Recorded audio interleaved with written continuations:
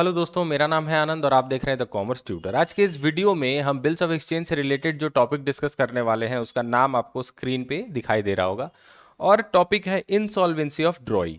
अब insolvency word का मतलब क्या है? इंसॉल्वेंसी वर्ड का मतलब मैंने आपको पहले भी बता रखा है और फिर से बता देता हूं कि जब कोई बंदा जिसके लाइबिलिटीज किसी बंदे के अगर लायबिलिटीज जो है वो ज्यादा हो जाती हैं किससे? उसके एसेट से।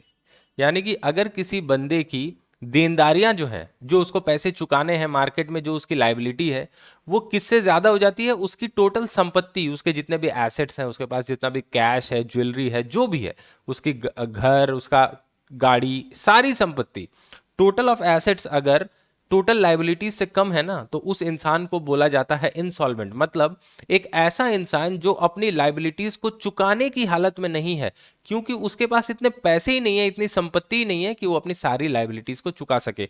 जैसे आज के डेट में सबसे अच्छा एग्जाम्पल अगर आप लो तो वो है विजय माल्या। ठीक है ना? विजय माल्या जो है वो इंसॉल्वेंट हो चुका है, इसलिए वो भागा भागा फिर रहा है, क्योंकि अगर वो यहाँ पर आएगा तो गिरफ्तार हो जाएगा। क्योंकि बैंक से जो भी पैसे उसने लोन वोन लिया है, वो जिस पर्पस के लिए लिया था उस पर्पस के लिए उसने नहीं लगाकर पैसों को इधर उधर खराब कर दिया है। ठीक है ना? काफी लोगों के पैसे जो है यहाँ पर डूब गए। तो विजय माल्या जो है वो इंसॉल्वेंट इंसान का सबसे बड़ा एग्जाम्पल है। अब अपने टॉपिक में वापस आते हैं। देखो, ये मिस्टर ए है, ये मिस्टर बी है। ठीक है? मिस्टर ए ने मिस्टर बी को कुछ सेल वगैरह किया था, जिसके बिहाफ में मिस्टर ए को पैसे मिलने थे। मिस्टर ए को पैसे मिलने थे किससे? मिस्टर बी से। तो मिस्टर ए क्या है? मिस्टर ए है क्रेडिटर। आप जानते ही हो, हमारे एग्जाम्पल में हम इन्हीं दोनों की बात करते आ रहे हैं। और मिस्टर बी है डेटर। ओके। अब मान लो कि मिस्टर बी ने मिस्टर ए को एक बिल ऑफ एक्सचेंज एक्सेप्ट करके दिया। मिस्टर ए ने एक बिल ऑफ एक्सचेंज ड्रॉ किया, तो मैं यहां पर ड्रॉवर लिख देता हूं। ठीक है? एक बिल ऑफ एक्सचेंज, देखो मैंने यहां पर बिल ऑफ एक्सचेंज बना रखा है। मिस्टर ए ने एक बिल ऑफ एक्सचेंज ड्रॉ किया और मिस्टर बी ने उसको एक्सेप्ट किया। तो ये कौन है? ड्रॉई, या आप एक्सेप्टर भी बोल सकते हो। ठीक है ना? एक्सेप्ट करके बिल ऑफ एक्सचेंज जो है मिस्टर बी ने मिस्टर ए को वापस दे दिया। ओके। तो ये चीज हुई है। अब अचानक से मिस्टर ए को पता चलता है, मिस्टर ए को पता चलता है कि ये जो मिस्टर बी है ना, ये क्या हो गया है? ये बंदा हो गया है इंसॉल्वेंट। इंसॉल्वेंट। अब इंसॉल्वेंट हो जाने का मतलब क्या हुआ? इंसॉल्वेंट हो जाने का मतलब ये हुआ कि अब जो ये बंदा मिस्टर बी है, ये अपनी उधारी नहीं चुका पाएगा।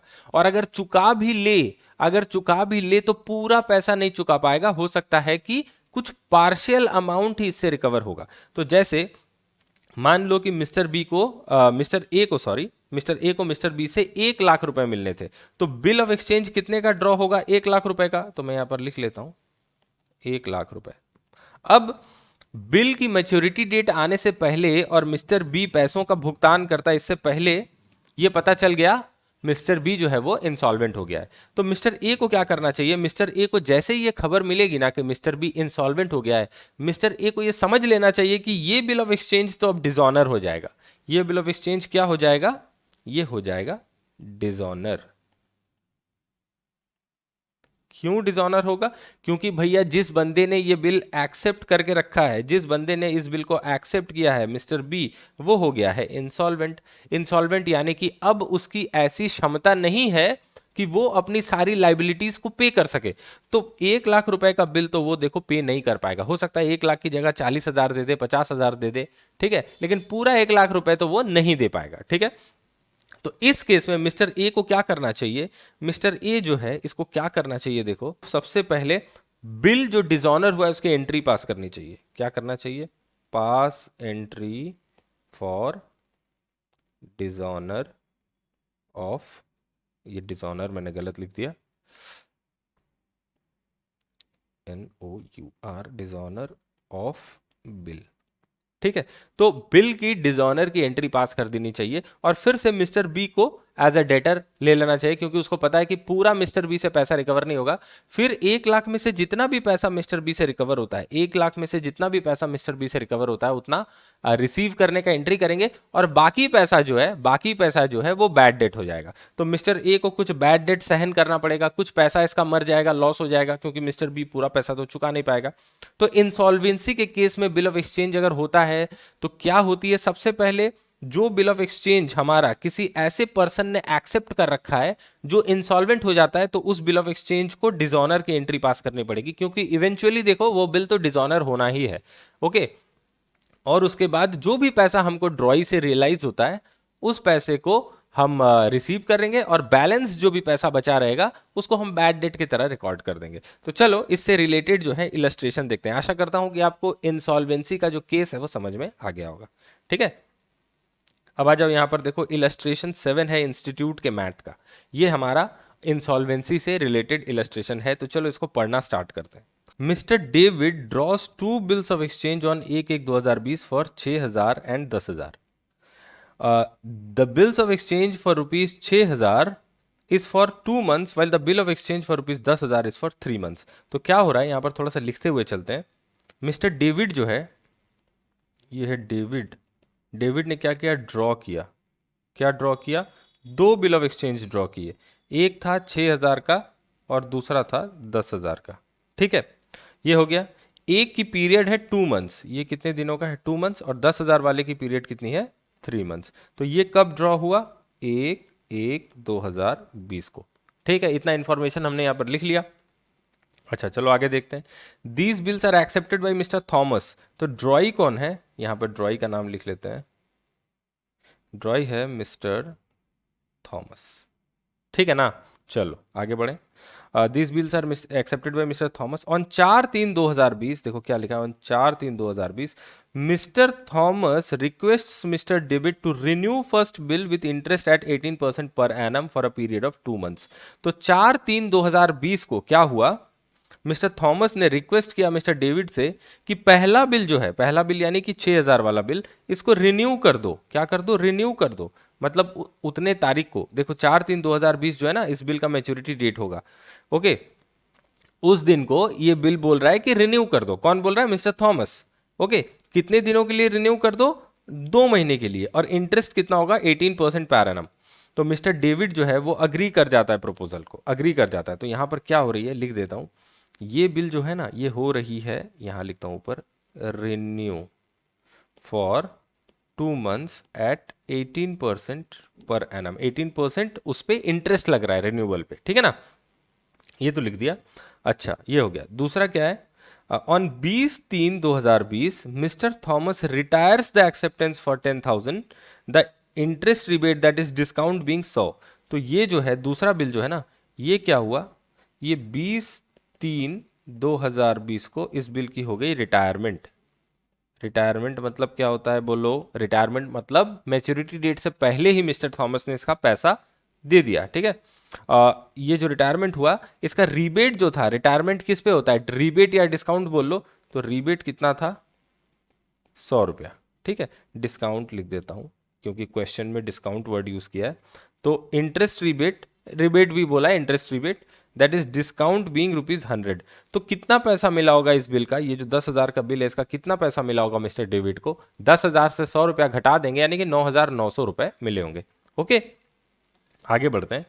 Before the due date of the renewed bill mister Thomas becomes insolvent and, देखो यहां पर एक वर्ड लिखा है, इसको बहुत ही गंभीरता से देखना है। ओनली 50 पैसा इन ए रूपी could be recovered from his state. तो मिस्टर थॉमस जो है ना, ये जो सेकंड बिल जो सॉरी ये जो फर्स्ट बिल यहां पर रिन्यू हुआ था 2 महीनों के लिए, इसकी जो मैच्योरिटी डेट है वो आने से पहले ही मिस्टर थॉमस क्या हो जाता है, इंसॉल्वेंट हो जाता है। और उससे रिकवरी कितनी हो पाती है, 50 पैसे इन अ रूपी। 50 पैसे इन अ रूपी मतलब जितना भी उससे ड्यूज था उसका हमको 50% मिलेगा। अगर 1 रुपया ड्यू था तो उसमें हमको मिलेगा 0.50 यानी कि 50 पैसा। तो जितना भी अगर 100 रुपया ड्यू रहेगा मतलब 50 रुपया मिला। अगर 1,000 रुपया ड्यू है उससे तो हमको 500 रुपया मिला, यानी कि 50% जो भी हमारा ड्यूज था उतना हमको उससे मिलेगा। अब हमको बोला है कि journal entries in the books of mister David. David कौन है, ड्रॉवर, उसके बुक्स में जर्नल एंट्रीज करने के लिए बोला है। लेकिन मैं और आप मेरे साथ मिलके जर्नल एंट्रीज करेंगे दोनों के बुक्स में, डेविड के बुक्स में भी और थॉमस के बुक्स में भी। ठीक है, क्योंकि एग्जाम में अगर आपसे मिस्टर थॉमस के बुक्स में जर्नल एंट्री करने के लिए पूछ दिया तब तो आप चकरा जाओगे। इसलिए अभी हम लोग प्रैक्टिस कर रहे हैं और प्रैक्टिस करते समय हम डेविड और थॉमस दोनों के बुक्स में एंट्रीज करेंगे। तो आ जाओ, यहां पर मैं लिखता हूं इलस्ट्रेशन 7। एक सेकेंड, यहीं से शुरू करते हैं। ओके, इलस्ट्रेशन 7, इसका सोल्यूशन हम लोग करेंगे। और यहाँ पर बीच में एक लकीर जो है, पेज के बीच में एक लकीर हमको खींचनी पड़ेगी। चलो खींच लेते हैं। तो यहाँ पर शायद से एक पेज में हो जाएगा, नहीं तो एक थोड़ा सा और ले लेते हैं, 1.5 पेज तक का हम लोग ले लेते हैं, ठीक है ना, 1.5 पेज, इतने में हमारा हो जाना चाहिए। Okay okay. अब यहाँ पर लिखता हूँ मैं बुक्स ऑफ डेविड। ओके, और यहाँ पर बुक्स ऑफ थॉमस। अब डेविड कौन है ये भी लिख देता हूं मैं। डेविड है हमारा ड्रॉवर, ठीक है। और थॉमस कौन है? थॉमस है ड्रॉई। ओके, अब सारे एंट्रीज जो हैं वो हमको करना है, तो यहां लिखो जर्नल और यहां भी लिखो जर्नल, ठीक है ना। चलो अब एक एक करके एंट्रीज जो है करेंगे। तो सबसे पहला कौन सा डेट होगा? 1/1/2020। 1/1/2020 को दो बिल ऑफ एक्सचेंज जो है डेविड ने ड्रॉ किया और थॉमस ने एक्सेप्ट किया। 1/1/2020 को दो बिल ऑफ एक्सचेंज डेविड ने ड्रॉ किया और थॉमस ने एक्सेप्ट किया। तो इसकी एंट्री पास करते हैं। तो डेविड के बुक्स में क्या होगा? सबसे पहले डेट दे दो, 1/1/2020।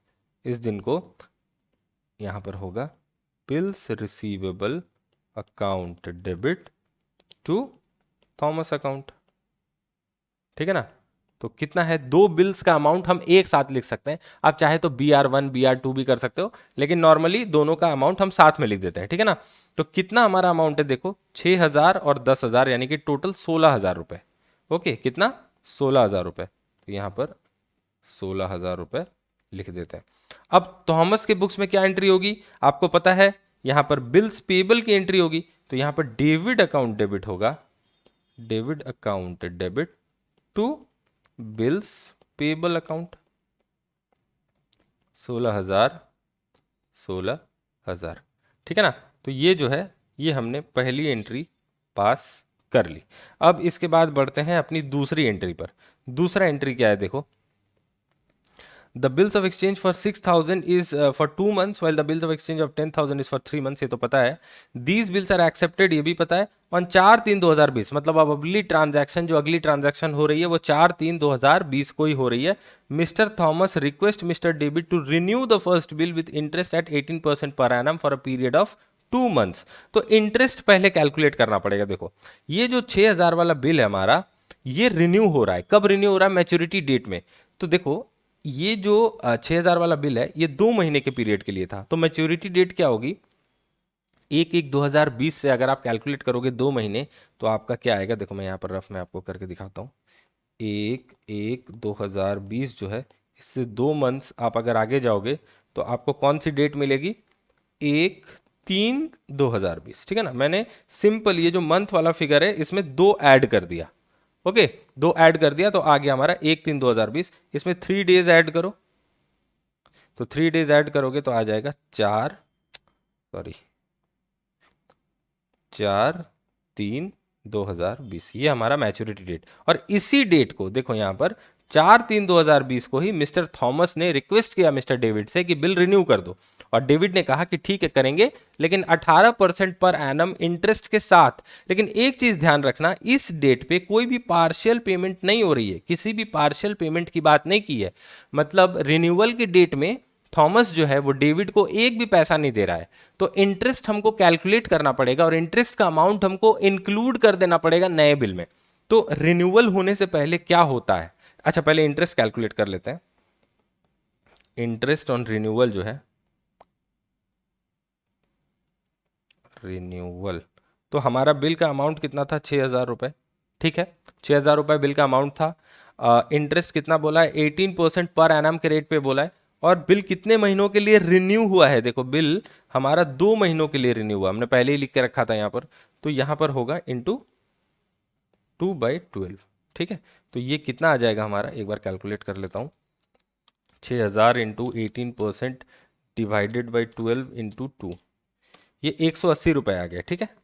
तो ये आ गया ₹180। तो ये हमारा इंटरेस्ट हो गया। तो रिन्यूअल के दिन जो नया बिल ऑफ एक्सचेंज बनेगा वो कितने का बनेगा? नया बिल ऑफ एक्सचेंज जो होगा, अमाउंट ऑफ न्यू बिल, ये होगा 6,000। तो हमारा पुराना उधारी था ही, उससे मिलना था, प्लस 180 रुपए का इंटरेस्ट ऐड कर देंगे, 6,180 रुपए का नया बिल जो है वो बनेगा। ठीक है, तो ये नया बिल जो है उसकी एंट्री कर लेते हैं, लेकिन सबसे पहले पुराना बिल को रिवर्स कर देंगे, कैंसिल करने की एंट्री पास करेंगे। ठीक है, तो यहां पर डेट लिख देंगे 4/3/2020। ठीक है, अब एंट्री किस चीज की करेंगे? पुराने बिल के कैंसिलेशन की। तो कौन सा बिल कैंसिल हुआ है? देखो यहां पर जो हमने एंट्री की थी ना, इसमें दो बिल्स थे, एक था 10,000 का, एक था 6,000 का। तो 6,000 वाला बिल जो है वो रिन्यू हो रहा है, तो 6,000 का जो पुराना बिल था उसको कैंसिल करने की एंट्री पास करनी पड़ेगी। तो एंट्री क्या होगी? देखो, थॉमस अकाउंट डेबिट 6,000 रुपए, ठीक है, टू BR अकाउंट। ठीक है, 6,000। यहां पर मैं छोटा सा नरेशन लिख देता हूं, old bill cancelled on renewal. Okay, ये लिख दिया मैंने। और यहां पर जो है इसके यहां पर भी एंट्री होगी, क्या होगा इसका एंट्री? BP यानी कि bills payable account debit 6,000 to David account 6,000। ठीक है ना, क्योंकि बिल्स पेबल एक कैंसिल हो रहा है 6,000 का, और अब जो लाइबिलिटी आ गई वो डेविड के प्रति आ गई। ठीक है ना, बिल्स के प्रति लाइबिलिटी जो हमने की थी वो चली गई। तो यही वाला नरेशन जो है ये यहां पर भी होगा, old bill cancelled on renewal. तो ये तो हो गया हमारा एंट्री। इसके बाद का एंट्री क्या होगा बताओ? एक सेकेंड, इसके बाद का एंट्री क्या होगा? इसके बाद का एंट्री होगा हमारा जो इंटरेस्ट का जो एंट्री है, इंटरेस्ट का एंट्री पास करेंगे। तो इंटरेस्ट जो है, देखो ये इंटरेस्ट डेविड के लिए इनकम है, डेविड के लिए इनकम है और थॉमस के लिए एक्सपेंस है। तो डेविड के लिए इंटरेस्ट अगर इनकम है और इंटरेस्ट का पैसा अभी मिला नहीं है, किससे मिलेगा? थॉमस से। तो थॉमस हमारा एक डेटर हो जाएगा इंटरेस्ट के लिए भी, तो थॉमस अकाउंट को फिर से डेबिट करना पड़ेगा। ठीक है, थॉमस अकाउंट डेबिट 180 रुपये आया था हमारा इंटरेस्ट का, टू इंटरेस्ट अकाउंट 180। ठीक है, ये लिख देते हैं, interest due on renewal. Okay, थोड़ा हैंडराइटिंग खराब है, मैनेज कर लेना। Okay, Thomas account debit to interest. और ये जो बंदा है डेविड, उसके लिए इंटरेस्ट क्या है? एक एक्सपेंस है, तो वो उसको कैसे रिकॉर्ड करेगा? As an expense. तो एक्सपेंस हमेशा क्या होता है? डेबिट होता है। Okay, interest account debit, expense है, उसका एक्सपेंस हो रहा है 180 रुपये इंटरेस्ट का, तो उसने इंटरेस्ट को डेबिट किया टू डेविड अकाउंट। ये इंटरेस्ट उसको किसको देना है? डेबिट अकाउंट को। तो डेबिट के प्रति एक लाइबिलिटी बुक कर ली, इसलिए डेबिट को हम क्रेडिट कर रहे हैं। ठीक है, ये भी हो गई हमारी एंट्री। अब इसके बाद आगे बढ़ते हैं, आगे कौन सी एंट्री हमको करनी है? देखो, पुराना बिल हमने कैंसिल कर दिया, इंटरेस्ट जो ड्यू हो गया रिन्यूअल पे उसका एंट्री कर लिया। अब न्यू बिल जो हमारा बनेगा इंक्लूडिंग इंटरेस्ट, क्योंकि यहां पर बीच में तो कोई पैसा मिला नहीं है थॉमस से डेविड को।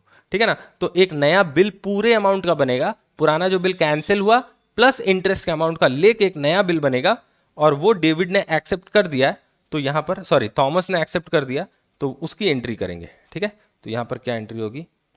BR अकाउंट डेबिट, नया बिल बोलो कितने का बनेगा? 6,000 का अमाउंट ड्यू था और 180 रुपये इंटरेस्ट था, तो टोटल 6,180 रुपये का नया बिल बनेगा। ठीक है, टू थॉमस अकाउंट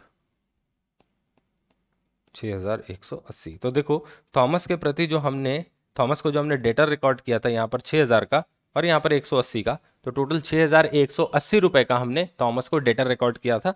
अब हम एक नया BR उससे एक्सेप्ट करवा ले रहे हैं और थॉमस एज अ डेटर जो है उसको रिवर्स कर दे रहे हैं। ठीक है ना, थॉमस को आप क्रेडिट कर दे रहे हैं। तो इन तीनों का आप एक ही एंट्री मिला के कर सकते थे, इन तीनों एंट्रीज का आप एक ही एंट्री मिला के कर सकते थे, वो मैं नीचे लिख दूंगा ग्रीन कलर से। ठीक है ना, alternative entry for above 3 entries जो है मैं नीचे लिख दूंगा।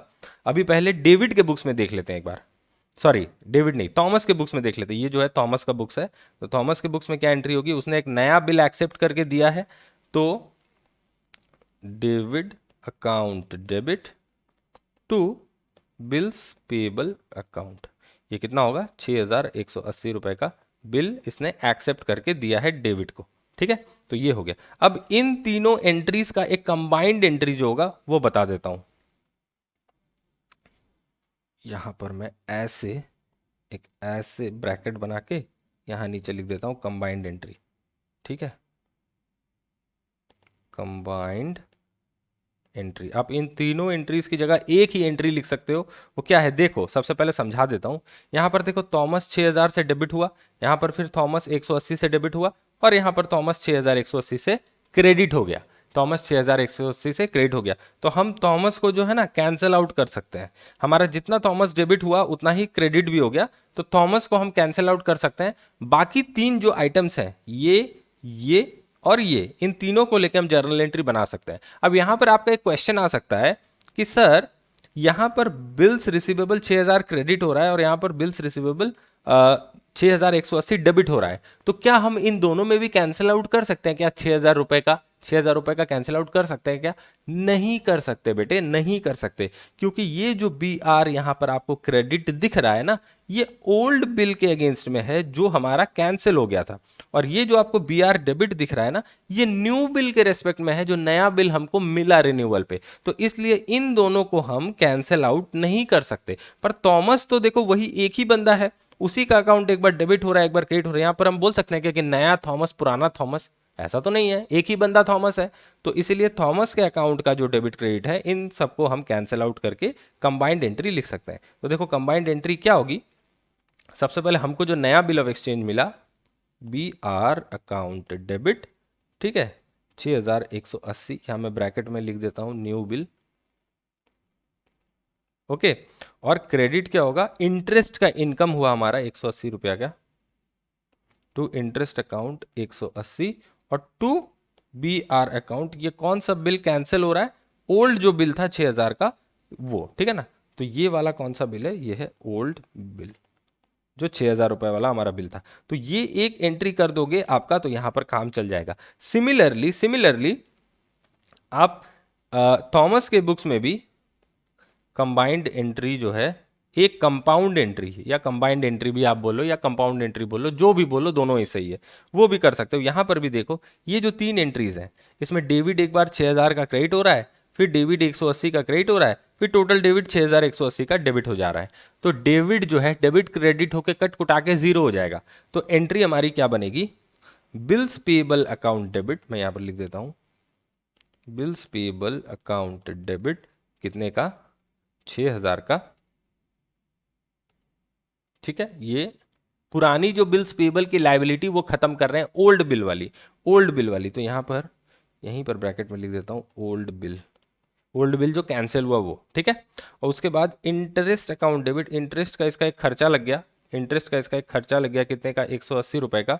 इसका इनकम है, देखो डेविड का इनकम है, थॉमस का खर्चा है। डेविड का इनकम है, थॉमस का खर्चा है, ठीक है ना। एक जन इंटरेस्ट पे कर रहा है, एक जन रिसीव कर रहा है। टू, यहां पर क्या होगा? टू बिल्स पेबल अकाउंट, ठीक है, 6180, यह है न्यू बिल। तो नए बिल की लाइबिलिटी आ गई, ओल्ड बिल को कैंसिल कर रहे हैं, ओल्ड बिल की लाइबिलिटी को रिवर्स कर रहे हैं, इंटरेस्ट का जो एक्सपेंस है उसको डेबिट कर रहे हैं, और दोनों को मिला के एक नया बिल जो है वो हम क्रिएट कर रहे हैं ऑन रिन्यूअल।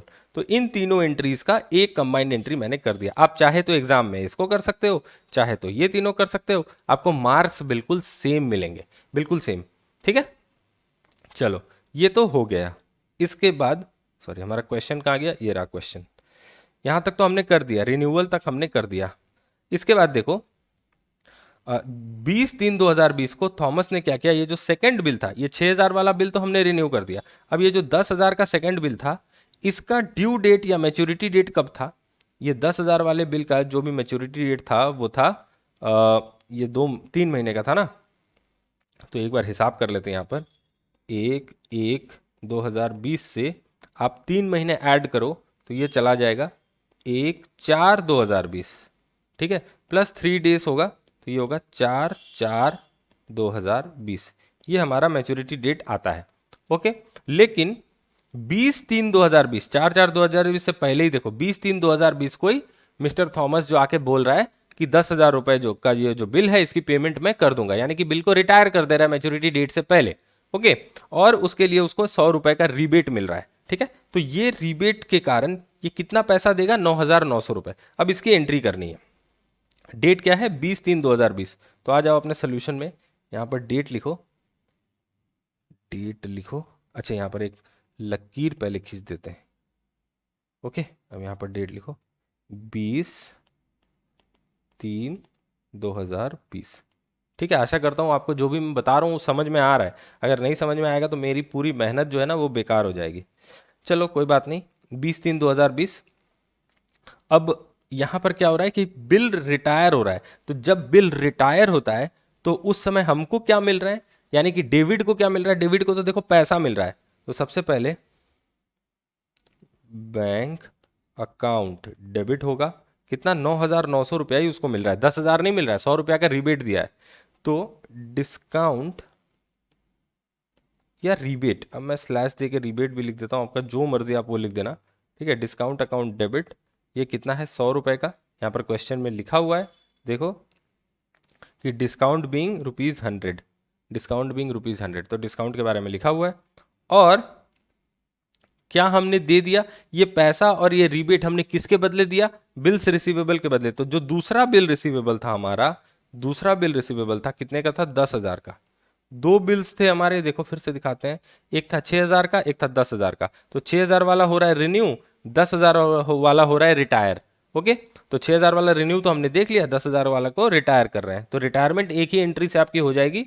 रिटायरमेंट में देखो आपको 9,900 रुपए कैश मिल गए, 100 रुपए आपने डिस्काउंट दे दिया और बिल्स रिसीवेबल अकाउंट को आपने रिवर्स कर दिया, क्योंकि इसी बिल के बदले आपको पैसे मिले, अब बिल की कोई वैल्यू नहीं रही। ठीक है, और इसके बुक्स में क्या होगा, थॉमस के बुक्स में, थॉमस ने पैसा पे किया है तो टू बैंक अकाउंट होगा, पहले क्रेडिट ही लिख देते हैं, टू बैंक अकाउंट 9,900।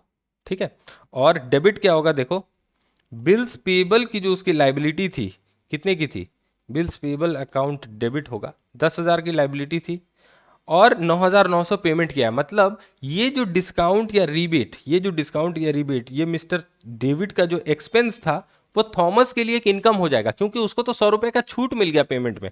उसने जो बिल का भुगतान पहले कर दिया समय से पहले, उसके लिए उसको 100 रुपए का छूट मिल गया, तो उसके लिए ये इनकम हो जाएगा। ठीक है ना, क्या हो जाएगा, इनकम। तो इनकम को क्रेडिट किया जाता है, तो टू डिस्काउंट या रिबेट आप लिख देना अकाउंट, ये 100 रुपए।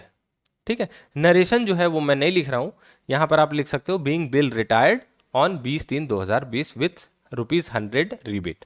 ओके, तो ये एंट्री हो गई रिटायरमेंट की, रिटायरमेंट की एंट्री जो है वो हमारी हो गई।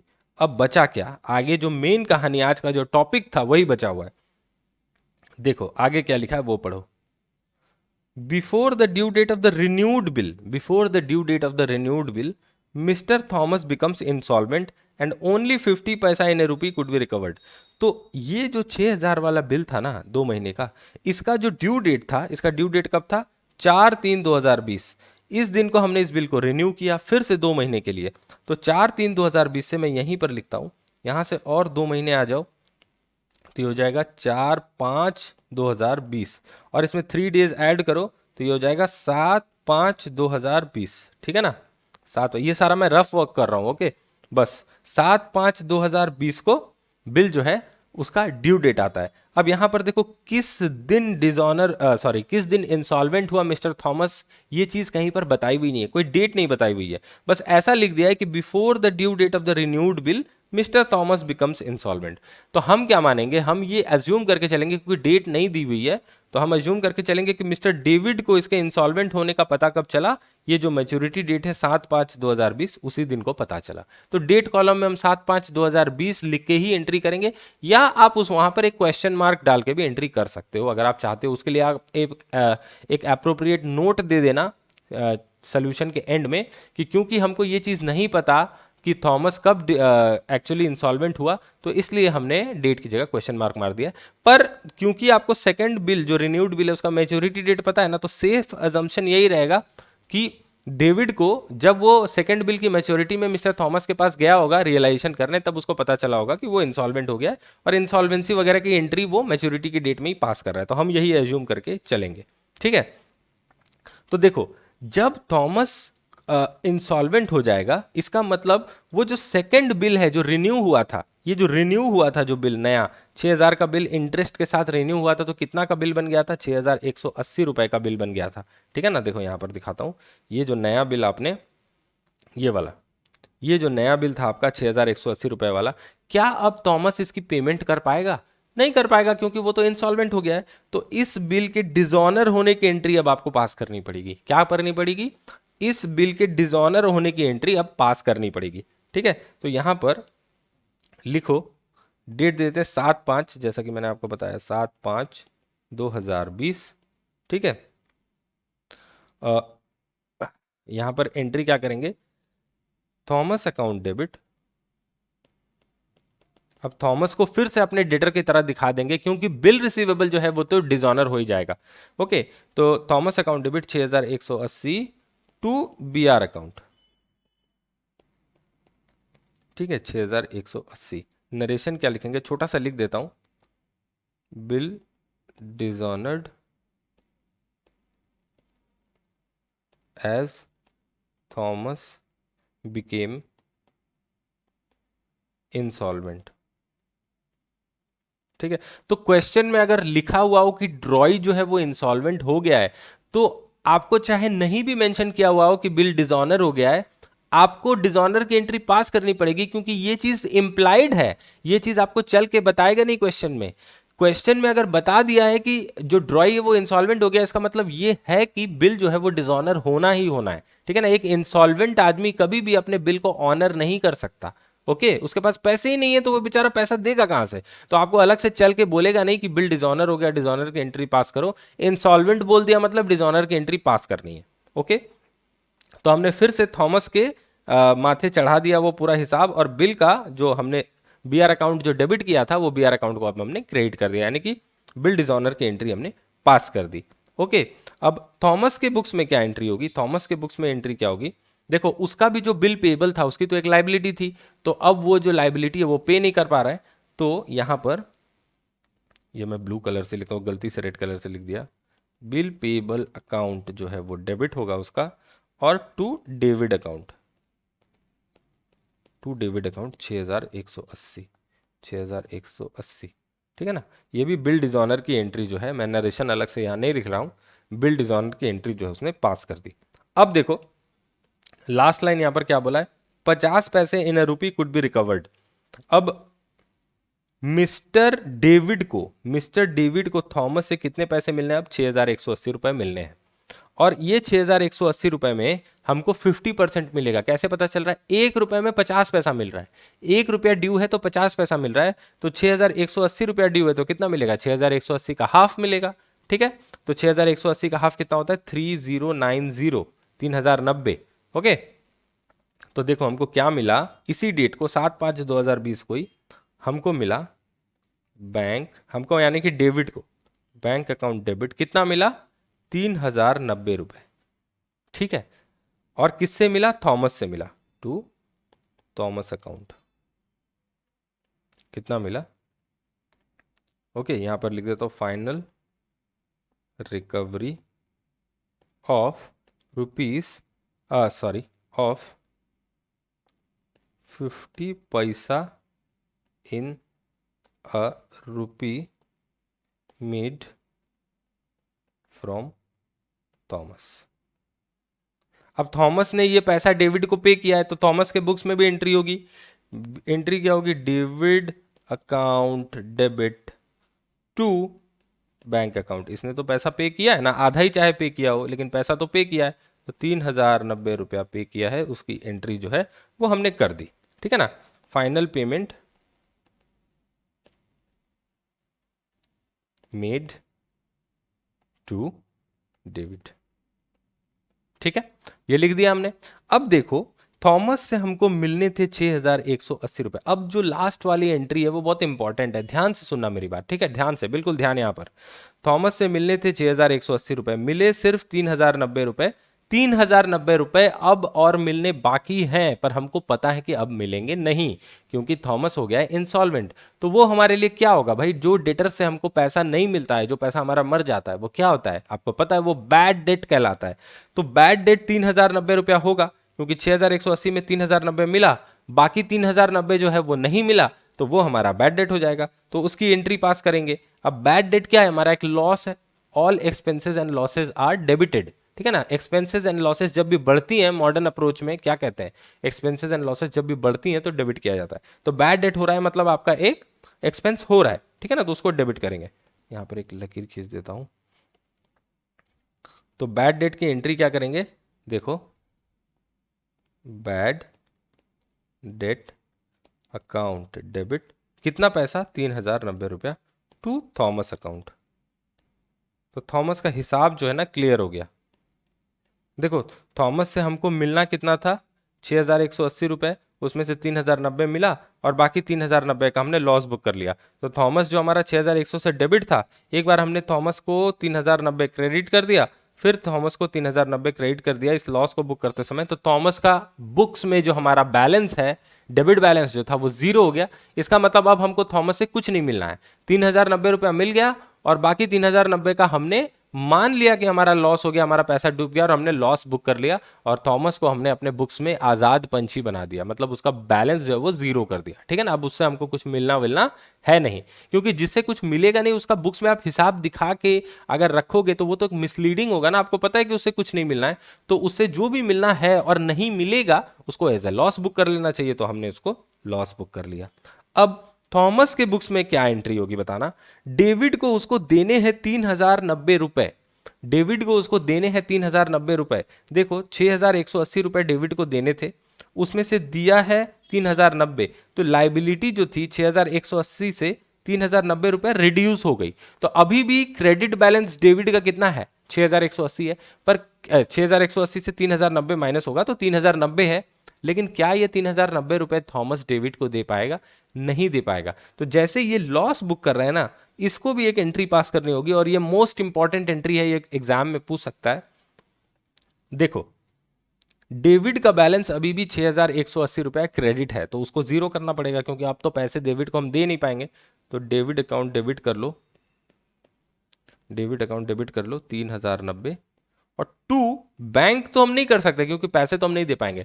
तो हम क्यों पैसे नहीं दे पा रहे, क्योंकि हमारे पास पैसे है ही नहीं, डेफिशिएंसी आ गई है अपने में डेफिशिएंसी आ गई है, घाटा हो गया अपना, ठीक है ना। घाटा या इंसॉल्वेंसी के कारण क्या हो गया, हमारे पास संपत्ति ही नहीं है, तो डेफिशिएंसी आ गई है। तो डेफिशिएंसी के कारण हम दे नहीं पाए, तो उसके लिए एक अकाउंट खुलता है, डेफिशिएंसी अकाउंट। जो लोग भी इंसॉल्वेंट हो जाते हैं ना, वो लोग जितना पैसा चुका नहीं पाते, जो भी पैसा वो लोगों का नहीं चुका पाते, उसका बैलेंस वो कहां ट्रांसफर कर देते हैं, डेफिशिएंसी अकाउंट में, ताकि पता चले लास्ट में कि कितने लोगों का कितना पैसा वो नहीं चुका पाया। तो उसके लिए वो लोग एक डेफिशिएंसी अकाउंट ओपन करते हैं, और जिन भी लोगों का जितना पैसा नहीं चुका पाते वो चला जाता है डेफिशिएंसी अकाउंट में। तो ये डेविड का जो ₹3090 थॉमस नहीं चुका पाया, ये भी ट्रांसफर हो जाएगा डेफिशिएंसी अकाउंट में, ठीक है। तो ये हो गया हमारा इलस्ट्रेशन नंबर 7 खत्म। तो अभी देखो बुक्स में तो आपको बोला था कि खाली डेविड के बुक्स में एंट्री करनी है, लेकिन मैंने थॉमस के बुक्स में भी एंट्री करके आपको पैरेलली दिखा दिया कि एंट्रीज कैसे होती हैं। क्वेश्चन इंपॉर्टेंट है एग्जाम के पर्सपेक्टिव से भी, इसको जरूर अच्छे से समझना। कोई भी डाउट हो तो मेरे से एक बार कमेंट्स में या टेलीग्राम ग्रुप में पूछ लेना, ओके। इसके बाद हम क्या करेंगे, इसके बाद हम करेंगे इलस्ट्रेशन 8, वो भी हमारा क्या कहते हैं ये डिफिशियंसी या इंसॉल्वेंसी के ऊपर ही है, ठीक है ना। तो चलो एक बार इलस्ट्रेशन 8 को पढ़ना जो है वो चालू करते हैं। देखो क्या लिखा है यहां पर, रीता ओड ₹1,00,000 टू श्रीमान। अब एक चीज बताना, तो ये ओड जो वर्ड है, ये ओड इसका मतलब क्या है, ओड शब्द का क्या मतलब है बताना जरा मुझे। ओड मतलब रीता ओड श्रीमान, मतलब रीता को श्रीमान को पैसे देने हैं। रीता ओड श्रीमान मतलब रीता की लाइबिलिटी है, रीता को देने हैं पैसे, ठीक है ना, याद रखना। रीता ओड 1,00,000 टू श्रीमान मतलब रीता को श्रीमान को ₹1,00,000 देने हैं, ठीक है। आशा करता हूं कि आपको याद रहेगा, ठीक है। तो रीता को क्या देने हैं, श्रीमान को ₹1,00,000, ओके। उसके बाद देखो क्या लिखा है, on 1 October 2019 Rita accepted a bill drawn by Shriman for the amount at 3 months। तो रीता को देने थे, यहां लिखता हूं एक बार, हाँ, रीता को देने थे श्रीमान को 1 लाख रुपए। कितने देने थे? 1 लाख, ठीक है ना। तो रीता क्या है यहां पर? रीता डेटर है, श्रीमान है क्रेडिटर, ठीक है। श्रीमान ने एक बिल ड्रॉ किया, श्रीमान ने एक बिल ड्रॉ किया, तो श्रीमान क्या बन गया? ड्रॉवर। उसने बिल ड्रॉ किया और किसको दिया? रीता को, तो रीता क्या बन गई? ड्रॉई, ठीक है। तो नया बिल ऑफ एक्सचेंज यहां पर पिक्चर में आ गया। एक सेकंड रुकना, जरा अच्छे से बना देता हूं। एक बिल ऑफ एक्सचेंज यहां पर पिक्चर में आ गया है, ठीक है ना, ऐसा चल जाएगा, BOE। और इस बिल ऑफ एक्सचेंज का अमाउंट कितना होगा? ऑब्वियसली जितना ड्यूज है इन दोनों के बीच में उतना ही। तो बिल ऑफ एक्सचेंज है ₹1 लाख का, और इसकी टर्म कितनी है? इसकी टर्म है 3 months। देखो यहाँ पर लिखा हुआ है 3 months, तो ये है 3 months। ये बिल ऑफ एक्सचेंज कब ड्रॉ हुआ? 1 अक्टूबर 2019 को, 1/10/2019 को ये ड्रॉ हुआ, ठीक है। और सिमरन ने इसको एक्सेप्ट किया, श्रीमान ने इसको एक्सेप्ट किया। अब देखो आगे क्या लिखा है। श्रीमान got the bill discounted with bank for 99,000 on 3 अक्टूबर। श्रीमान ने क्या किया? इस बिल को डिस्काउंट कराया। कहां से? बैंक से। बैंक से बिल को डिस्काउंट कराया 99,000 रुपीज में। तो यहां पर अगर मैं एक बैंक बना लूं, ये मान लो हमारा बैंक है, क्या है ये? Bank, okay. अब बैंक को ये बिल ऑफ एक्सचेंज जो है, ये जो बिल ऑफ एक्सचेंज है, ये बैंक को दे दिया, ओके। और बैंक ने इसको क्या दिया? पैसे दिए। किसको दिए? श्रीमान को। श्रीमान को बैंक ने पैसे दिए। तो ये बिल ऑफ एक्सचेंज जो है, बिल ऑफ एक्सचेंज बैंक के पास चला गया और बैंक ने 99,000 रुपीज जो है वो श्रीमान को दे दिए, ठीक है। चलो अब इसके आगे क्या हो रहा है वो देखते हैं। Before the due date Rita approach Shriman for renewal of the bill. अब जैसे ड्यू डेट आई ना, जैसे ड्यू डेट आई, रीता जो है वो श्रीमान के पास गई, ठीक है। एक्चुअली आपको उल्टा दिख रहा होगा, यहां पर मैं ड्रॉअर का नाम लिखता हूं, यहां पर हमेशा ड्रॉई का नाम लिखता हूं, लेकिन अब मैंने उल्टा लिखा है, तो आप कंफ्यूज मत होना। ड्रॉवर इधर है, ड्रॉई इधर है, इसको पैसे देने हैं, ठीक है। तो रीता जो है वो श्रीमान को अप्रोच करती है और बोलती है कि श्रीमान देखो ना, 1 लाख रुपए तो मेरे पास है नहीं, मैच्योरिटी डेट भी आ गई, तुम बिल को रिन्यू कर दो, बिल को रिन्यू कर दो, ठीक है। तो श्रीमान अग्री कर जाता है, श्रीमान अग्री करता है, लेकिन बोलता क्या है कि ठीक है मैं बिल को रिन्यू कर दूंगा, लेकिन अभी 50,000 तुमको देना पड़ेंगे with interest on the remaining at 12% per annum for 3 months, ठीक है। तो क्या बोला है? ये जो बिल रिन्यू होगा, ये जो बिल रिन्यू होगा कितने दिन बाद? 3 महीने बाद। उस समय रीता को क्या देना पड़ेगा? रीता को क्या देना पड़ेगा यहां पर लिख लेते हैं।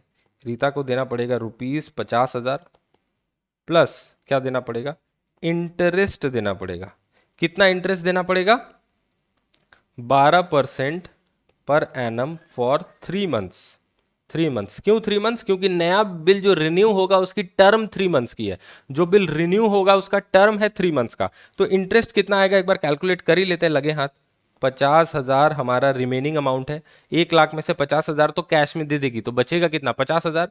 इस पे 12% इंटू 3/12, ठीक है। तो ये 12 और ये 12 कट जाएगा, ये 1,500 रुपये आएगा शायद। 50,000 इंटू 12% डिवाइडेड बाई 12 इंटू 3, ये आएगा 1,500। मैंने बोला था 1,500, ये 1,500 ही है।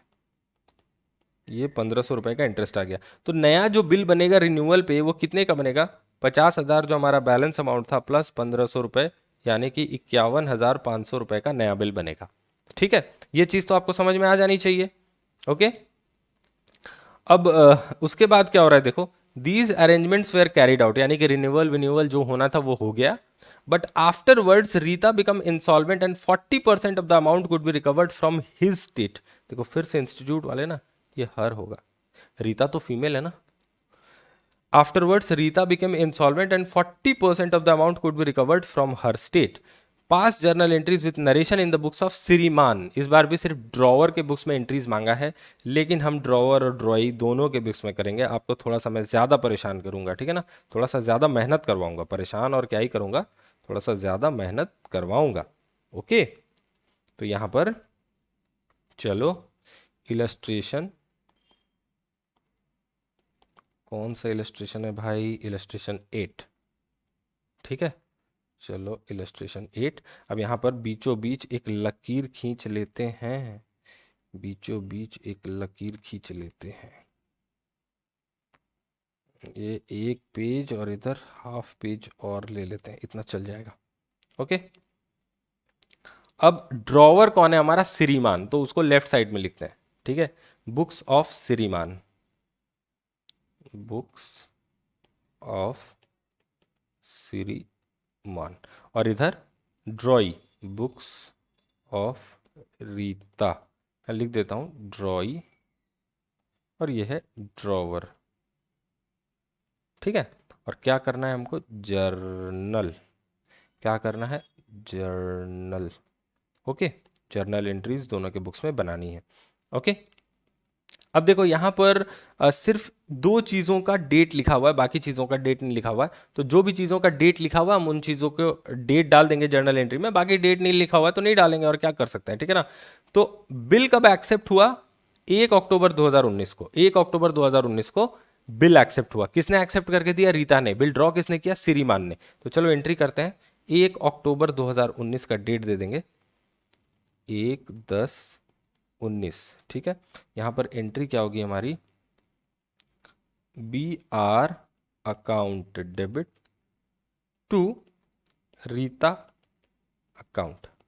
कितने का बिल था, एक बार देख लेते हैं, 1 लाख रुपए का। तो यहाँ 1 लाख बैठा दो, इधर भी 1 लाख बैठा दो, ठीक है। मैं छोटा छोटा नरेशन, क्वेश्चन में मांगा है कि नरेशन लिखना है, तो छोटा छोटा नरेशन जो है वो लिखते जाता हूँ साथ में। ओके, तो बीइंग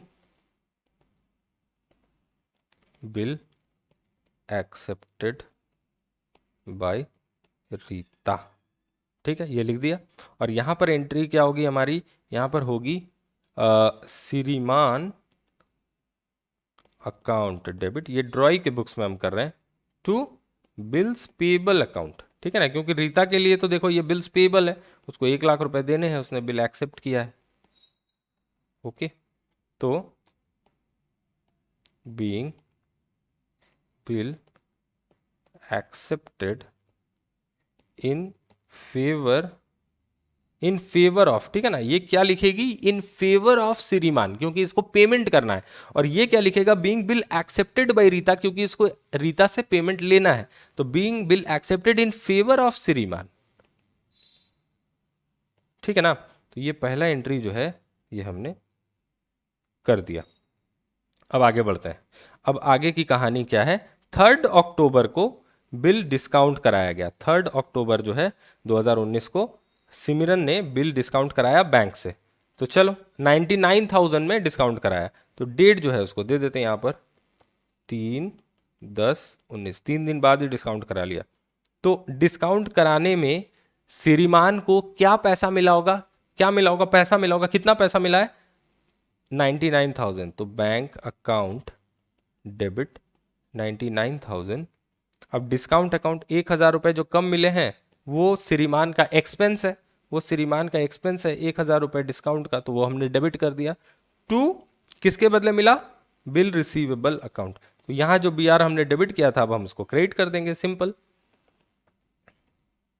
ठीक है ना। नरेशन लिखो, बिल डिस्काउंटेड विथ बैंक, मैंने बीइंग नहीं लिखा ना, एक सेकंड लिख देता हूं, भूल गया,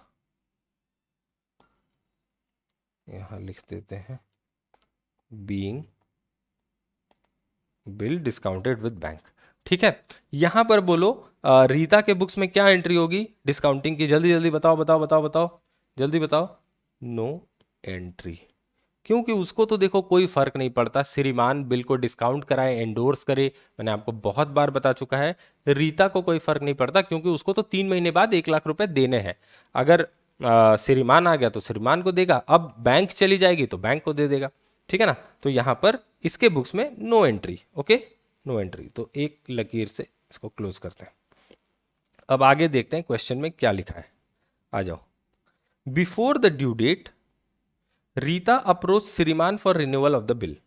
अब देखो ये जो है बिल 99,000 का, ये जो बिल ऑफ एक्सचेंज है यहां पर देखना, ये जो बिल ऑफ एक्सचेंज है इसे श्रीमान ने बैंक से डिस्काउंट करा लिया था। ये जो बिल ऑफ एक्सचेंज है इसे श्रीमान ने बैंक से डिस्काउंट करा लिया था, ठीक है ना। बैंक से 99,000 रुपए उसने ले लिए थे, देखो बैंक से 99,000 रुपए उसने ले लिए थे। अब रीता कह रही है कि श्रीमान जी बिल को जरा रिन्यू कर दीजिए, बिल को रिन्यू कर दीजिए। अब श्रीमान तो सोच में पड़ जाएगी ना, क्योंकि बिल तो उसके पास है ही नहीं, उसने तो बिल को बैंक से डिस्काउंट करा लिया। तो अब ये बिल ऑफ एक्सचेंज किसके पास पड़ा हुआ है? बैंक के पास। और अगर ये बिल ऑफ एक्सचेंज रिन्यू होता है, तो सबसे पहले श्रीमान को क्या करना पड़ेगा बताओ? अगर ये बिल ऑफ एक्सचेंज श्रीमान को रिन्यू करना है तो सबसे पहले उसको क्या करना पड़ेगा? उसको ये बिल ऑफ एक्सचेंज बैंक के पास से लाना पड़ेगा, उसको ये बिल ऑफ एक्सचेंज बैंक के पास से लाना पड़ेगा, तभी तो जाके इसको कैंसिल कर पाएंगे और इसकी जगह न्यू बिल ऑफ एक्सचेंज कर पाएंगे। जैसे फिर से सुनो मेरी बात, फिर से रिपीट करता हूं। 1 अक्टूबर 2019 को श्रीमान ने बिल ड्रॉ किया था, रीता ने एक्सेप्ट किया था, ठीक है। 3 अक्टूबर 2020 को, 3 अक्टूबर 2019, सॉरी 20 नहीं, 3 अक्टूबर 2019 को इसी श्रीमान ने क्या किया? ये बिल ऑफ एक्सचेंज बैंक को दे दिया। किसको दे दिया? बैंक को। और बैंक से 99,000 रुपए ले लिए, यानी कि बैंक से बिल को डिस्काउंट करा लिया। तो बिल किसके पास है? अभी बिल है बैंक के पास। अब रीता आके कह रही है ड्यू डेट से पहले कि देखिए श्रीमान भैया एक काम कीजिए, पैसे तो नहीं है मेरे पास, थोड़ा सा मोहलत और दे दीजिए, बिल को रिन्यू कर दीजिए, मैं आपको इंटरेस्ट दूंगी। तो श्रीमान बोला ठीक है, 12% का इंटरेस्ट तो ये दे रही है मोहतरमा, तो रीता जी की बात मान लेते हैं। लेकिन बिल जो रिन्यू होगा उससे पहले ओल्ड बिल तो कैंसिल करना पड़ेगा ना। लेकिन ओल्ड बिल है किसके पास? बैंक के पास। अब श्रीमान को क्या करना पड़ेगा? बैंक से इस बिल को वापस लाना पड़ेगा अपने पास। उसके लिए बैंक कब देगा ये बिल बताओ? ये बिल बैंक कब देगा श्रीमान को? जब इस बिल में जितना पैसा अमाउंट है, ये अमाउंट अगर श्रीमान बैंक को देता है, तभी तो बैंक जो है श्रीमान को वो बिल वापस देगा, तभी तो वो बैंक जो है श्रीमान को बिल वापस देगा। तो ये बिल कैंसिल करने से पहले बिल को बैंक से वापस लाना है ना, तो वापस लाने के लिए क्या करना पड़ेगा? बैंक को पैसे देने पड़ेंगे। कितने? 1,00,000 रुपए। बैंक तो देखो 99,000 में अब मानने वाला है नहीं, 99,000 तो उसने पे किए थे आफ्टर डिस्काउंटिंग चार्ज। लेकिन अब श्रीमान से अगर वो पैसे लेगा तो कितना लेगा? पूरा 1,00,000 रुपए लेगा, तब जाके बिल देगा, ठीक है। तो यहां पर सबसे पहले वो एंट्री पास करनी पड़ेगी। अब देखो डेट नहीं बताया हुआ, before due date Rita approach Simran लिखा हुआ है, सिमरन नहीं श्रीमान, सॉरी, ठीक है। तो कोई डेट नहीं दिया हुआ, तो डेट की जगह हम क्वेश्चन मार्क मार देते हैं, एक डेट की जगह क्वेश्चन मार्क रख देते हैं, या कोई डेट लिखने की जरूरत नहीं है। अब सीधा डेट वाला कॉलम अगर आपने बनाया होगा जर्नल में तो उसको ब्लैंक छोड़ देना, उसको ब्लैंक छोड़ देना, ओके। और यहां पर एंट्री पास करो। एंट्री क्या करनी होगी? देखो हमको बैंक को पेमेंट करना है 1,00,000 रुपए। आशा करता हूं कि आपको समझ में आ रहा है कि हम बैंक को 1,00,000 रुपए क्यों पेमेंट करेंगे। क्योंकि हमने पहले बैंक से वो बिल डिस्काउंट करवा लिया था और 99,000 रुपए जो है बैंक से हमने ले लिए थे। अब वो बिल को हमको कैंसिल करना पड़ रहा है, क्योंकि बिना कैंसिल किए तो रिन्यू नहीं कर पाएंगे ना नया बिल। तो पुराना बिल कैंसिल करने के लिए बैंक से वो बिल लेके आना पड़ेगा, तो बैंक को 1,00,000 रुपए पे करके ही ला पाएंगे, वरना बैंक वो पुराना बिल हमको देगा ही नहीं, और ना हम उसको कैंसिल कर पाएंगे और ना वो बिल रिन्यू हो पाएगा, ठीक है। तो बैंक को 1,00,000 रुपए जो है पे करके हम वो बिल ले आएंगे। लेकिन वो जो बिल है, अच्छा ठीक है, मैं फिर से BR अकाउंट डेबिट जो है इसको लिख देता हूं, ठीक है। 1,00,000 का बिल हमारे पास वापस आ गया। अब इस बिल को कैंसिल करने की एंट्री भी पास कर लेते हैं। इस बिल को कैंसिल करने की एंट्री क्या होगी? देखो जब बिल को हम कैंसिल करेंगे तो हम किसको डेबिट करेंगे? रीता अकाउंट डेबिट, क्योंकि रीता ने हमको ये बिल दिया था, रीता ने हमको बिल दिया था, ओके।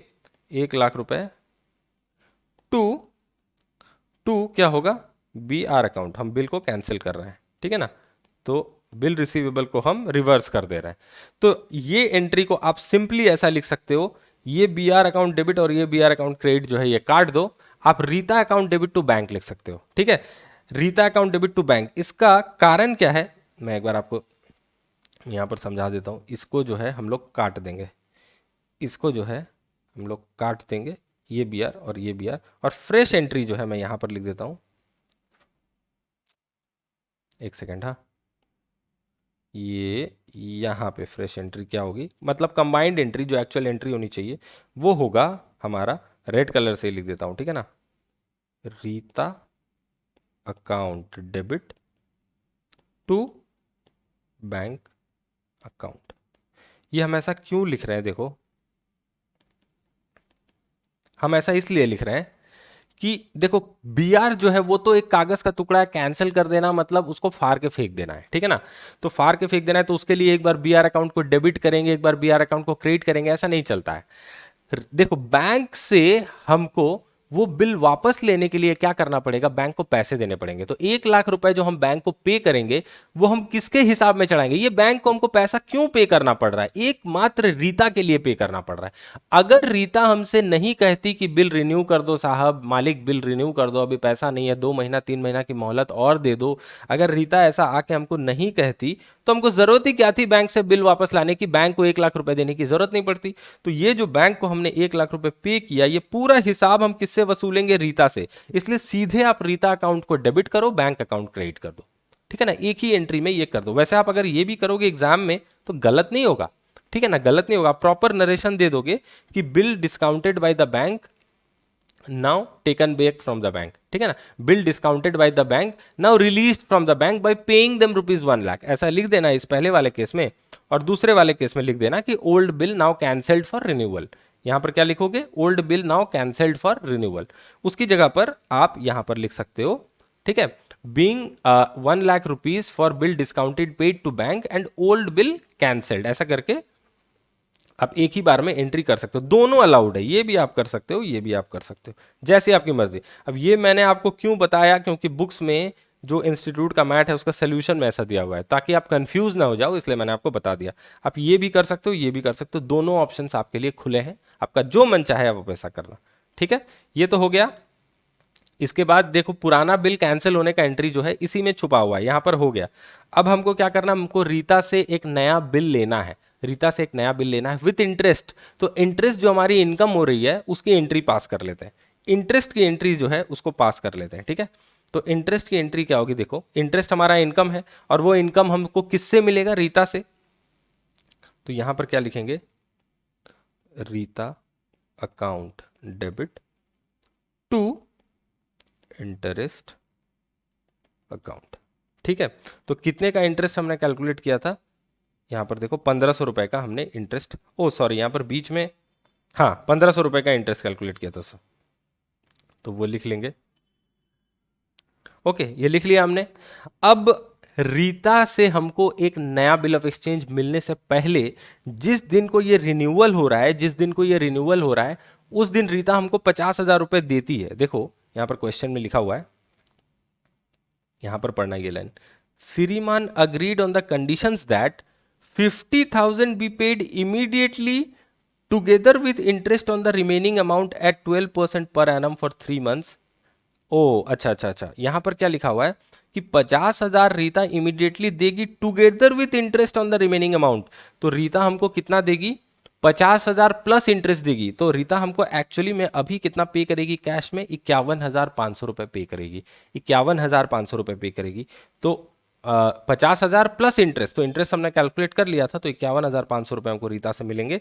तो देखो, रीता के अगेंस्ट में हमने इनकम जो है इंटरेस्ट का बुक कर लिया। अब अमाउंट जो हम रिसीव कर रहे हैं वो बुक कर लेते हैं। तो यहां पर अमाउंट कितना हमको रिसीव होगा?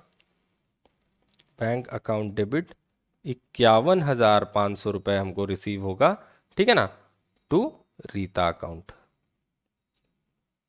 51,500 इंटरेस्ट समेत।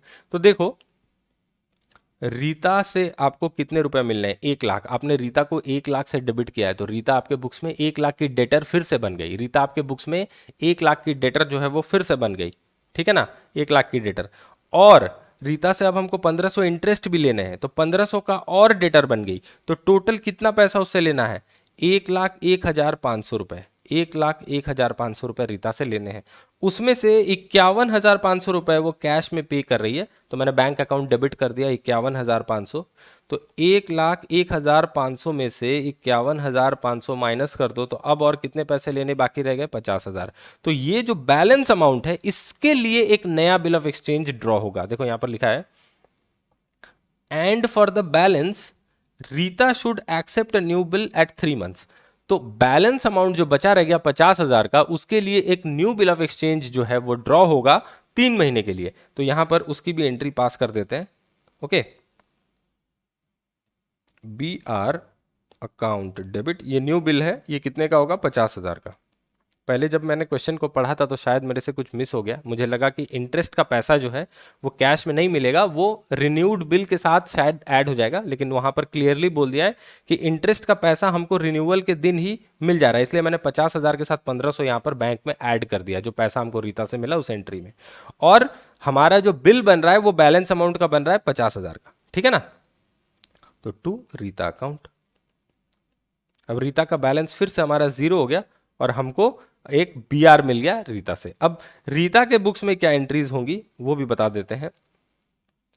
ये जो बिल जो है जो कैंसिल हुआ, ये जो बिल कैंसिल हुआ उसके लिए रीता ने क्या एंट्री पास की होगी? उसके बुक्स में तो बिल्स पेएबल की लायबिलिटी होगी, तो उसने बिल्स पेएबल अकाउंट को डेबिट किया होगा।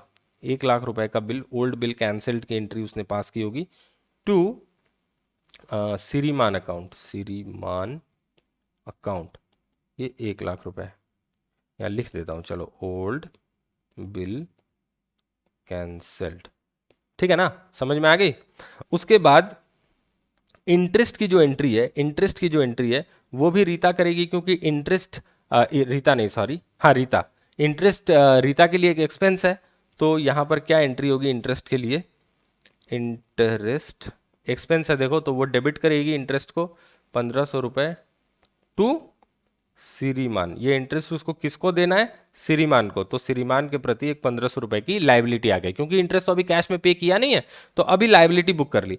अब जो है इंटरेस्ट प्लस 50,000 रुपए वो पे कर रही है, तो उसका जो है एंट्री कर लेते हैं। तो किसको पे कर रही है? श्रीमान अकाउंट डेबिट, कितना? 51,500 टू बैंक अकाउंट, ठीक है, बैंक अकाउंट कितना? 51,500। तो ये जो श्रीमान जी ने ये जो पैसा रीता से रिसीव किया था, वो रीता अब अपने बुक्स में पेमेंट की एंट्री यहां पर पास कर रही है, ठीक है, ये हो गया, ये हो गया। अब यहां पर नया बिल ऑफ एक्सचेंज एक ड्रॉ किया था श्रीमान ने, जो रीता ने एक्सेप्ट किया, जो रिन्यूड बिल था, न्यू बिल। ओके, तो उसके लिए क्या एंट्री होगी? श्रीमान अकाउंट डेबिट, कितना? 50,000 टू बिल्स पेबल अकाउंट, ये नया बिल है हमारा, ठीक है ना, जो नया बिल ड्रॉ हुआ, ठीक है, और रीता ने एक्सेप्ट किया। तो यहां तक की एंट्रीज जो है ये तो हो गई, ये रिन्यूअल की एंट्रीज थी, ये सारी हो गई, ठीक है ना, रिन्यूअल, बीच में कैश का पेमेंट हुआ, इंटरेस्ट, ये सारी एंट्रीज जो है ये हो गई। अब आगे देखो कहानी में थोड़ा सा ट्विस्ट क्या है। कहानी में ट्विस्ट ये है कि Rita became insolvent, afterwards Rita became insolvent and 40% of the amount could be recovered from her estate. तो रीता जो है वो इंसॉल्वेंट हो गई, यानी कि उसकी लाइबिलिटीज जो है उसके एसेट से ज़्यादा हो गए, और अब उसको निचोड़ नचाड़ के कितना मिलेगा उससे? 40% सिर्फ मिलेगा। तो 1 रुपया अगर उससे मिलना है तो उसकी जगह हमको सिर्फ 40 पैसा ही मिलेगा। तो रीता से हमको कितना पैसा मिलना है? देखो, रीता से हमको 50,000 मिलना है, जिसके लिए उसने हमको एक बिल्स रिसीवेबल दिया है। अब जैसे ही हमको पता चला कि रीता इंसॉल्वेंट हो गई है, रीता इंसॉल्वेंट हो गई है, तो क्या ये बिल रिसीवेबल हमारा ऑनर होगा? नहीं ऑनर होगा, बिल्कुल डिसऑनर होगा, बिल्कुल डिसऑनर होगा। तो इसकी डिसऑनर की एंट्री पास कर लेनी पड़ेगी, बिल रिसीवेबल जो है उसकी डिसऑनर की एंट्री पास कर लेनी पड़ेगी। तो एंट्री क्या होगी? सिंपल, ये जो बिल मिला था इस एंट्री को घुमा दो, Rita account debit 50,000 to B R account, हमने बिल रिसीवेबल को डिसऑनर की एंट्री जो है पास कर दी, ठीक है। पहले इसके बुक्स में देख लेते, श्रीमान के बुक्स में, फिर रीता के बुक्स में यहां क्या एंट्रीज होंगी मैं बाद में बताता हूं, पहले इसके बुक्स वाली बता देता हूं, ठीक है। तो ये हो गया बिल डिसऑनर्ड ऑन इंसॉल्वेंसी, ऐसा लिख देता हूं, bill dishonoured on Rita becoming insolvent, ठीक है, लिख दिया। अब इसके बाद की एंट्री क्या होगी? देखो, रीता से हमको 40% जो है रियलाइजेशन हो रही है, तो कितना पैसा मिलेगा हमको? बैंक अकाउंट डेबिट 50,000 का 40%, 50,000 मिलने थे लेकिन सिर्फ 40% रियलाइज हुआ, यानी कि 20,000 रुपए मिले। तो फाइनली 20,000 रुपए मिले। बैड डेट कितने के हो गए? एक ही एंट्री में दिखा दे रहा हूं, एक साथ में कंबाइंड एंट्री, ठीक है ना। बैड डेट अकाउंट डेबिट कितना का हो गया? 30,000 का। 50,000 में से 20,000 मिले तो लॉस कितने का हुआ? 30,000 का ही ना।